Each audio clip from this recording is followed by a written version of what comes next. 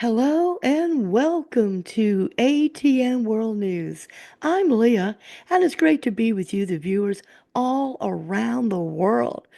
Wow, today, what a deep legend we have with us. Jerome Anthony, you'll know him better as Little Anthony, and his group, the Imperials.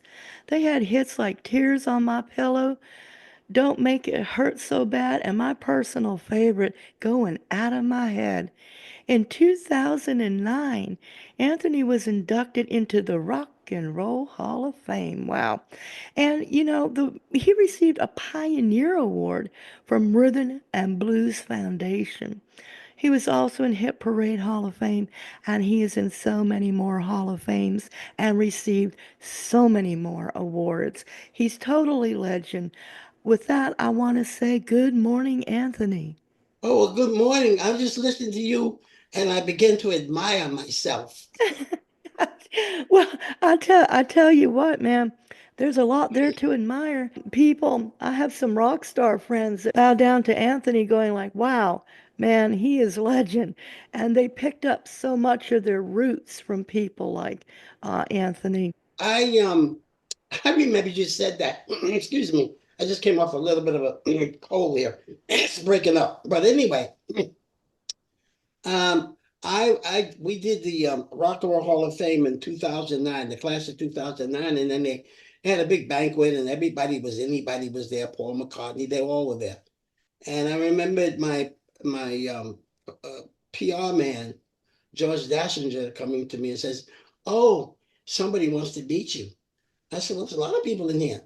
And he said, "No, he really wants to meet you." So I turned around and he led me to, and out of the nowhere, I'm looking at one of the Rolling Stones, Ron Wood. And he gets on his knees and he starts saying, "I'm not worthy. I'm not worthy."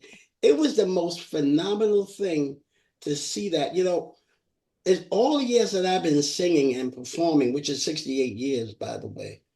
Um, I've been very fortunate to meet a lot of people. I didn't meet everybody, but I met a lot of wonderful, really great performers, singers, actors, you name it. I've been fortunate and blessed enough to be able to meet these wonderful people. And I'm always amazed that when a artist of their stature will look at me and say, man, it was because of you that I started singing, or because of you, I did this. I've heard that many times. But Billy Joel told me a story like that. So it wasn't for you, I would have did this, and on and on and on. And I'm going, but I was just singing. I would have paid somebody to hear me sing. I just always looked at this as a wonderful trip. And even at my age now, which is 83, compared to when I was 17, 18, I still feel the same hunger, the same excitement, everything. I get the same rewards when I perform. I love the crowd. I love the stage, the lighting. I love backstage. I love the only thing I don't love is traveling to get there. That kind of requires a very young person. But if I can avoid that and just go straight to the gig, to telepathic or something, that would be wonderful. But I guess that's the price you have to pay. But I still get very excited when I get to perform. I don't know what it is, but it's like my wife said, you all of a sudden you come alive. When you go on stage, you're like in your own world somewhere. And I didn't really realize that. But in further investigation, she was right. It is what I love to do. And I remembered one of the turtles, Mark Bowman told me, he said, dude, this is what we do. Absolutely. And wow, like I said, so many are waiting for this interview, and they do have great awe for you. I was talking to Anthony's son Tony, who helps manage his dad. He said, "My dad has so many stories." I mean, like Anthony just said, he knows so many famous people that he worked with in life. And Tony said, "Be sure and ask my dad about the Frank Sinatra story." Yeah. Well, you got a couple of days. Oh, well, go ahead. Let me see if I can capsulize this thing. Uh, Back in 19, I believe it was 64, well, prior to that, I met this young man by the name of Teddy Rondazzo, and he was with a group called the Chuckles, the Three Chuckles. And I was about, well, how old was that? About 15. This is 1956. And I happened to be with another group called the DuPonts, a local group, and we got to somehow end up opening for all these great acts, the Platters, the at the New York Paramount for Alan Freed. And I got to meet Teddy, and I remembered he would always be in the wings. He said, "Someday we're gonna meet up. Someday we're gonna work together, kid." And fast forward 7 years, my manager at that time, Ernie Martinelli, happened to be walking down Broadway, and he runs into Teddy Randazzo. And Teddy asked him, as legend tells me, "Is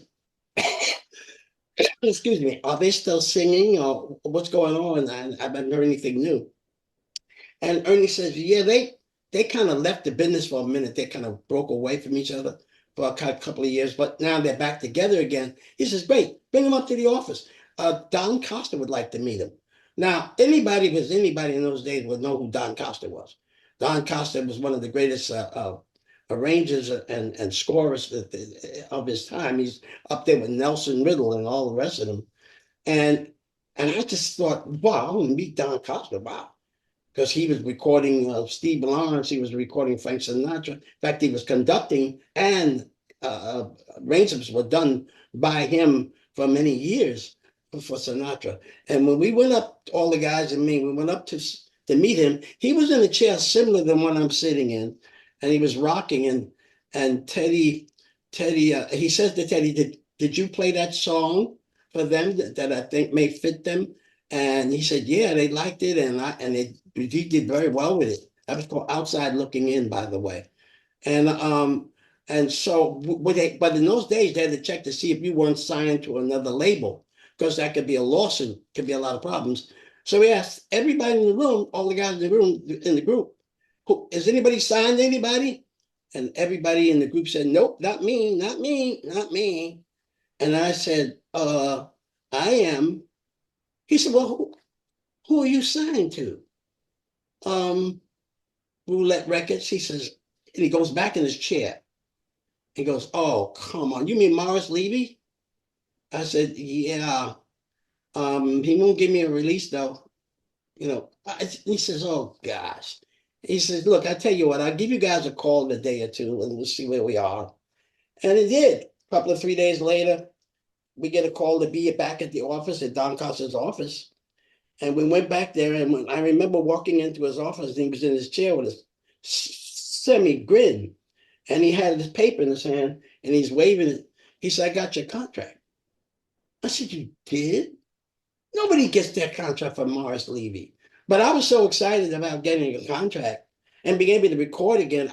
I didn't really get into why or what or how he got it. But months later, in conversation with Teddy Randazzo, the writer of all those great songs we did, "Going Out on My Head Hurt So Bad," "Take Me Back," and all the others, and Bobby Weinstein, uh, he said, "Hey, Teddy, it just hit me, man. How did Don get that contract?" He said, You didn't know?" I said, "No." He said he put in a call to Sinatra. I never met Sinatra in my life, but he was so powerful and knew powerful people that he made a call because he heard the song and said it was, "I love that song," because Teddy was writing for him as well. And so he knew the potential of the song, what it could be done. Actually, he wanted it. And I assumed that. And he made the call, and here I am. Who would have thunk that my career would have possibly stopped at that year of 1964 and never presume again? But here's a man I never met. I met his daughter, I met his son, but I never met him. And the last thing he said to Teddy was, "Tell the kid he sings good." Wow. Anthony, I had Tommy James Yeah, from Tommy Tommy. Yep, James on the my show, buddy. who was with Roulette Records. Same And he thing. has that #1 book, Me, the Mob, and the Music. Yes. And he said he didn't know that Levy was in this big guy into the mob. He big And time. Big time.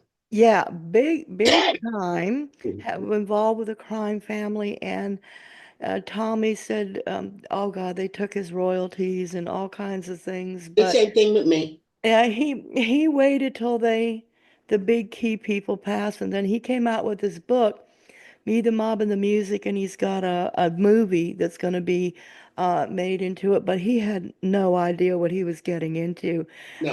and you're blessed that everything went smooth with you. That's a, Yeah. but you know something, Anthony, your son was telling me how you were good friends with Elvis because you did work out in Las Vegas, Yeah. and where you meet the Rat Pack, Elvis, that you took his wife shopping, that he trusted you so much. He said, "Please take Mhm. Priscilla, shopping for me," Yeah. things like that. And Yeah. I You, was really impressed with a record that you came out with. Your son was talking to me about it. Uh, you had an experience in '78, and he said that a year later you came out with a Christian album yeah, I and did. with some Oh, beautiful daylight, music. daylight, daylight. Yeah. Daylight, yeah. Hmm. And so if you want to speak a little on that to our audience, that'd be wonderful. Yeah. I'd love to speak on that. Thank I you. was a wild child. Most of the people in rock and roll were, you know, but we were wild kids. We were like Brooklyn kids off the streets, and our heroes was the pimps and the drug dealers, and that's all we knew.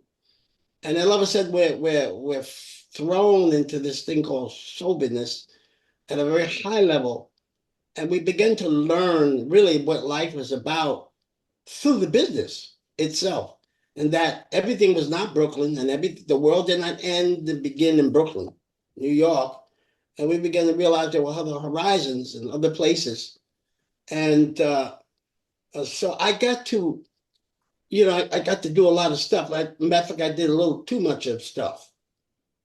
Uh, and it got me into a very bad place. And in fact, I was I was picked for a movie because yeah, I'm an actor. Yes, I've done many things. I've done that too. I think they call me a Renaissance man. And I actually did a movie with Billy D. Williams, Chad Everett. Oh gosh, I can't. My mind went blank. Um, Henry Fonda. How can I forget him, Mr. Fonda? And I got this movie because I did a three-camera read from my agent at that time, Myrna Eisenberg, and they gave me a principal role. And I didn't shoot. By the time they got to me to shoot my scene with Henry Fonda, which was my commanding officer, and it was about the Tuskegee Airmen. And I was a 19-year-old guy, looked a lot like the original guy in the original Tuskegee Airmen. And and we were in World War II, and we were in Rome, Italy, and we got in trouble, went into a bar or something, and then that was the scene, and I got trouble. So my scene was with Henry, where he's my CO, he's going to my commanding officer, and he's going to reprimand me for something really I didn't really do. So I was looking forward to that scene. Well, right in the middle of that, the whole movie was canceled by Paramount Movies for reasons that we've heard a lot of different reasons. So I won't get into it, but it was canceled, and I kind of went into a depression because I knew this would have given me people would have seen me in a different light, not just as a singer, but also as an actor, because I really did very well in the reading. And I knew that I could handle this part. And then the part was a principal role. So it's the next step under co-star. So I had a read in my book about 6, 7 pages. That's a lot.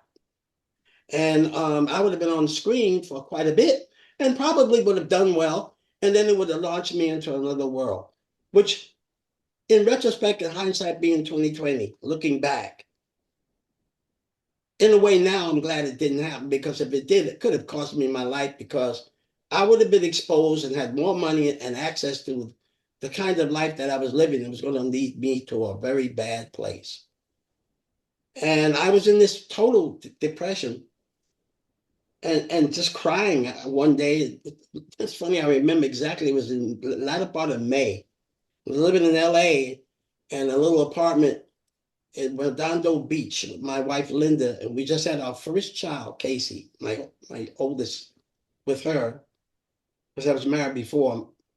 And and she was a school teacher. She's a school teacher to this day. Was a very good one. And I was there crying and just bellowing out stuff that made no sense. And I remember saying, if there's a God, what kind of God are you? And I started cursing him. Like, I didn't realize I was actually acknowledging there is a God and that his love was that strong. Well, when I fell to the ground, I started crying and I felt like, what's the use, maybe even taking my life. And all of a sudden in the room got very quiet and I felt this hug. Hard to explain. It's like somebody's hugging you, but they're not there. And there was a love that came over me that I've never known. And when I got up off that floor and looked around, I said, what was that? I didn't have the burden. I wasn't, depression was gone. And when I looked out the window, everything looked great. I had all of a sudden all the possibilities in the world. I knew it was something's happened to me. There were no churches, there were no pastors, there were no calling to give your life to Christ. None of that. I didn't. I came up in that as a kid, my mother was gospel singer and all that. I was introduced to it, but I already accepted the way the world was. And so when I got that touch, in fact, there was a song written about that called "He Touched Me," very famous Christian song, and I actually was touched. And I left that room and I went in that room one way in that apartment and I came out another. It never changed. My life totally, totally changed. And then I found I had a relationship with this creator. And that's why I tell people the voice I have, it's it's not natural. It's just it surprises me. I mean, sometimes I'll go hit a note and I go, what? Whoa, that was good. I'm fascinated by it. But I learned from that day there's a purpose in everyone's life, and I have a purpose. Right now, I'm talking to you. It's all planned out and getting able to explain parts of my life that a lot of people would not know. I'm pretty blessed to have my own radio show on Sirius Radio. I better plug it too. It's called Little Anthony and the Music on 50s Gold, and I've done some simulcast interviews, and we got one hopefully coming up with Smokey Robinson, and I talked to one of the original Flamingos, that kind of thing. And we talk about, it's not an interview, it's conversation. And I explain these little things about the songs that you and I all love and the backstory to that song, because the chances are I somehow have sung with them, I knew them personally, or I had a casual moment. Whatever it may be, I can speak on that and what they found whenever you trigger me, just like you just triggered me. I'll start talking and telling stories very easily. And I didn't realize that my life was so rich. Had not I got that touch in that room in Redondo Beach in 1978, who knows where I would have ended up. But yet, out of that, I got to just perform at the highest level you can possibly perform. Some of the greatest venues in the country, if not in the world. And so, and the reason it's been 78 years and still be healthy and alive and still singing this way is it's quite a gift. And I take it very seriously that I honor it. I always tell people I never cheated an audience, never. When I go out there, when I come back, I'm pretty wet and I'm tired because I gave all I had. And it's easy because I feel the same thing from the audience. They're giving and I'm giving, and something wonderful happens when I'm out on that stage. So even at my age, I don't look at it that way.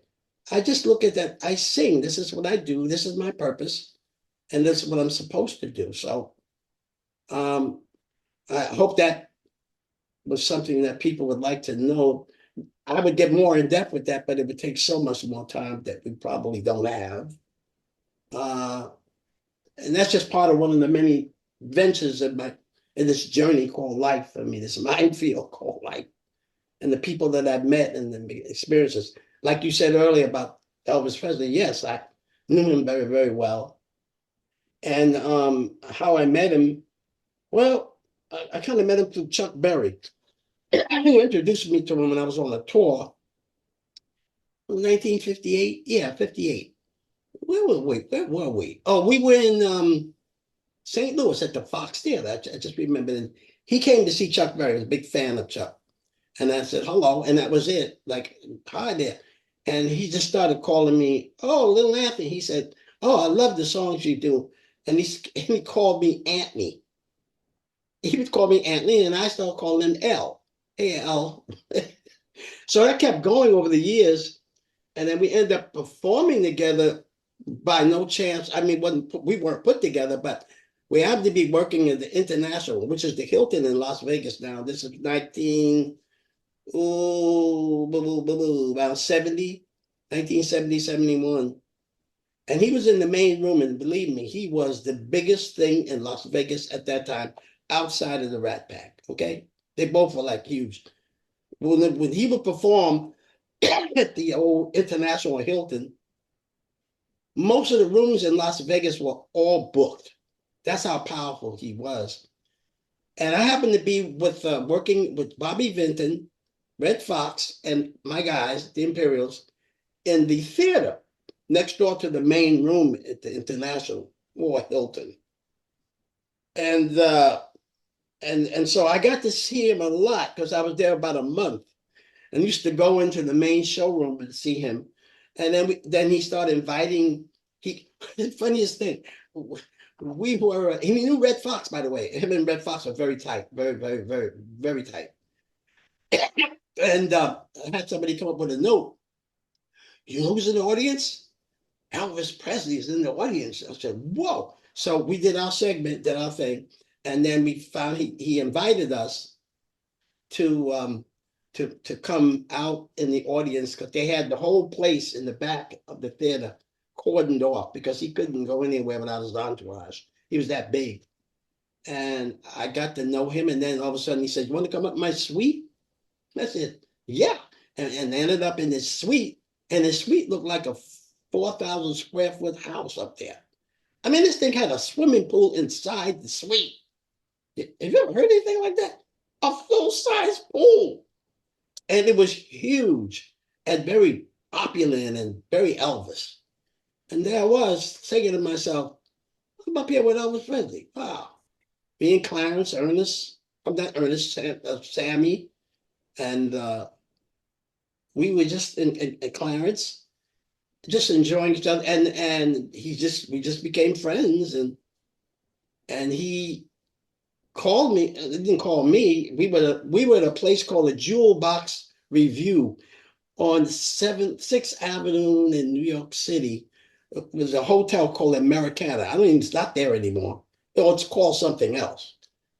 And we were up there with Godfrey Cambridge, Hines and Dad. That's Gregory Hines, the great Gregory Hines. But they weren't big then. And we were the second act under Godfrey Cambridge, who was one of the big comedians at that time. And we had a suite of rooms that they gave the artists that stayed at the hotel. And I got a call. It was one of the Imperials, I believe it was, he was our conductor, Harold, says, hey, they want you to pick up the phone downstairs. There's someone here to see you.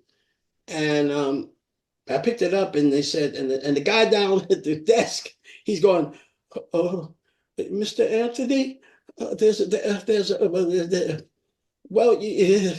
there's a Miss Presley downstairs and she said she would like to see you. I said, sure, send her on up. That must have been a scene for that cat, man. But she came up with her friend, and she told me that Elvis had sent a notice to Clarence, and when Clarence came back and told me, yeah, yeah, and he didn't want her to be alone, and he knew we would. We knew New York City because we speak guys to kind of look out for her, and I found that quite. That was very cool, man. And we did. I mean, we watched. No one could hurt her or bother them. No, no. We had our boys, and we no. So I had that experience that carried over to this day with Priscilla. I just seen her last year. She came to see me on the Happy Together tour, which I'm doing next year, the 2025 again. We were performing at the theater in Beverly Hills, and I used to tell these stories. You know, when you're on a bus and you're all night, and I just be talking and telling stories, and all of a sudden I'm holding court, and all the cats in the bus, like the cow sales and this one and that one and the turtles, are listening to me like, wow, that happened, yeah. And I would tell these stories about, which I'm telling you now, about what happened with Elvis and Priscilla.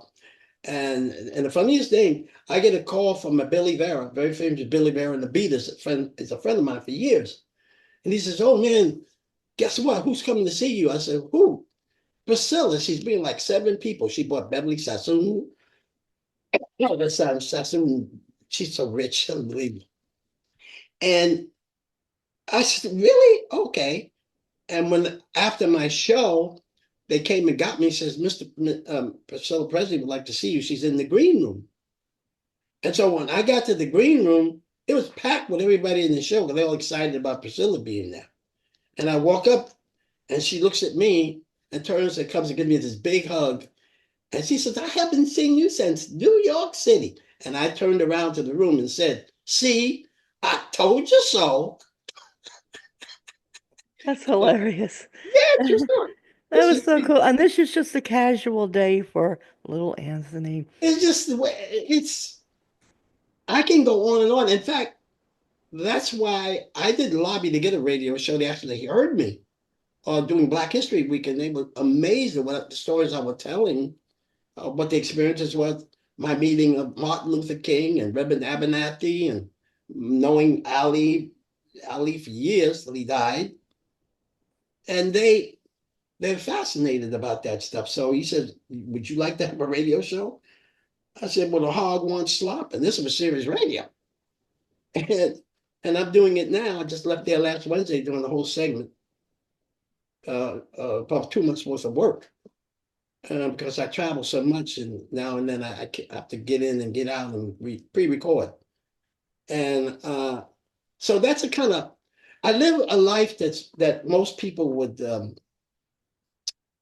say, "Wow." And it's not like I'm seeking it. It's just here. It's who I am. It's who God created. It's how He designed me. And I enjoy everything. I enjoy talking to you. I love talking. You, you trigger me, and everything comes, all these memories come out of me. And I was told by, I'm not sure who it was, said, "You got total recall. That's a gift," he said. I said, "I can't remember where my socks are." He says, "Doesn't matter. Your long-term recall is so strong.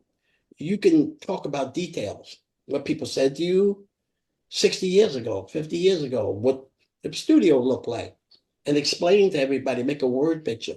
So I enjoy telling these stories. I really do. That is awesome. And I hope that we might be able to have Anthony with us again later on for some more stories because people, they're one of a kind.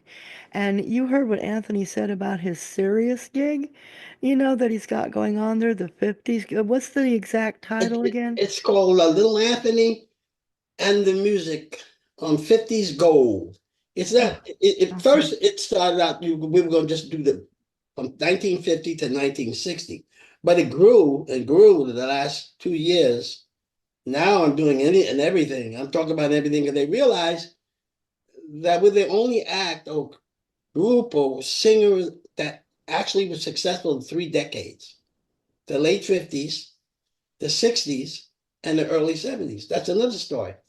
My time with Philly International and Tom Bell and the Stylistics and all those groups in Philadelphia, and we were part of that whole thing, and we had some success recording R&B. So it's that you can't nail down, excuse me, who the Imperials are. Obviously that the guys in the Imperials, most of them retired a long time ago. So it's just I'm a solo act now. I've been now for like 2.5 years. But the fondness I have for those guys, we talk to each other on the telephone all the time. And we just talk, and a lot of times we talk about those days and things that we experienced. And so I do that on Sirius Radio. And it's grown. I mean, I've had people come and say, "Oh, I heard your radio show. Man, I didn't know that. Wow, you like it's like I don't know. It's all I'm doing is sharing with people my experiences, and they happen to be with a lot of big people for some reason or other. So This is one artist, people, that I actually play his music every week because he's really good, and his voice today is just as sharp as the first day he sang. It is a miracle. It's an anointing, is what I think it yes, is. it is. It is, and I like to share with somebody because I'm a shameless entertainer plugging stuff. But anyway, I'll be shameless. I'm sorry. I have an album that we did called Laughing in the Music, the Anthology, which really tells stories, actually narrate what happened while I was recording Hurt So Bad or going out of my head. What did I feel? Why was I doing what I did? And each one of these songs on this album, the Laughing in the Music, the Anthology that we have out now on all the platforms, um, what it does is it's like a musical book that that I'm using music to explain stories. Because behind every song there's a backstory, or at least the artist that sings it is always a backstory. There's always something that makes them very special. I found that out in my meeting people that I thought I'd never meet, like Nicholas Brothers, which became Harold and Fayette, who I learned a lot from listening to them about the 30s and the 40s and Hollywood and Daniel O'Connor and just on and on, these people that shared with me their lives. And then I realized, well, wait a minute, maybe that's one of my purposes. Maybe I could tell those stories through me, and I'm alive. I often tell people, they said, gee, what does it feel like knowing that a lot of those people are gone, that they're dead? I said, no, they're not really. They're inside of me because each one of them I learned something from. I learned comedy timing from Mom's Mabley to Red Fox to Slappy White, on and on and on and on. And I learned a lot from every one of those people, singing, performing, opera singers that I've met. And each one of them gave them a little piece of themselves. And I adopted that. In fact, I was interviewing Terry Johnson of the original Flamingos, and he was telling me, I remember, man, every time we would look at the Apollo Theater, you'd always be in the wings. That he said was like every night, you was getting on our nerves. He said, but you were always in the wings. And I told him I was always in the wings because I was studying you, because I admired what you were doing.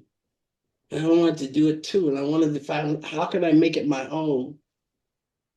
And that's why maybe that's why I've been out here so long, because I'm not just singing records, I'm doing everything on stage, from light comedy to humor. And the only thing I don't do is tap dance because my legs ain't that strong anymore.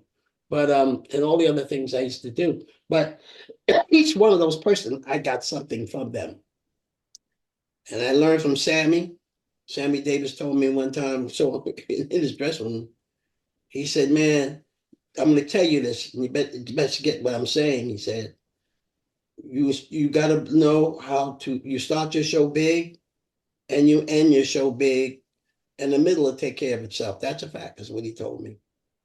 Mom's Maybe he told me, baby, you got to learn how to enter. You got to learn how to exit.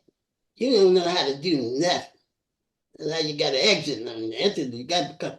And from her, I learned that those little formulas that make a show special. So it's kind of nice. If I could be 30 years or 40 years younger, it'd be fun, but I can't. But in many ways, I still carry that kind of information with me today when I'm out on stage. Oh, yeah. Honestly, if he's coming to your town, check him out. Oh yeah. Um, what a beautiful, clear crystal voice he has, just as he always has. And I want to thank you for being with us, Anthony. We'll probably, hopefully, get a chance to hear some more stories again. We're honored that you took some of your time to be with us. Well, Thank you. thank you very much. We almost got this thing messed up. At least I did, but we solved it. We salvaged it. Yeah, we Your did. persistence was what I needed. I'm Yeah, glad. he was Oh, almost people on the way to DMV instead of I my was on my way interview. to the DMV. That's more important than an interview with me. No, I don't Yeah, know. yeah. I'm like, Robin, I get a call from my son. He says, "Dad, you got an interview." I said, "I do." I turned that car around. I was flying back to this house. So Bless your heart. I ask for your forgiveness, but Oh, no, God. I really enjoyed this. I like talking and I like Yeah, explaining things, and you're delightful. Thank you so much. so are Hope to you. meet you Thank you. physically someday. Thank you. Until next time, I'm Leah reminding you that God loves you. Yes, he does.